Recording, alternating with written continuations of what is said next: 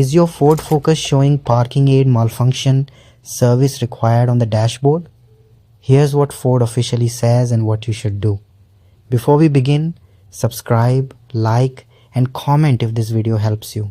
It supports the channel and helps us create more guides like this. According to Ford's owner's manual, this warning means the parking aid system has detected a fault that requires service.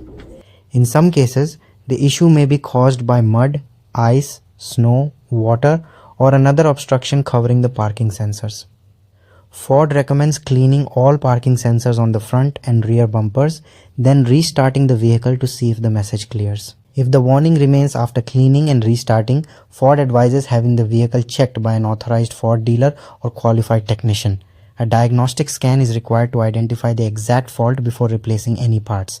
If this guide helped you, please subscribe, leave a comment, and consider sending a super. Thanks.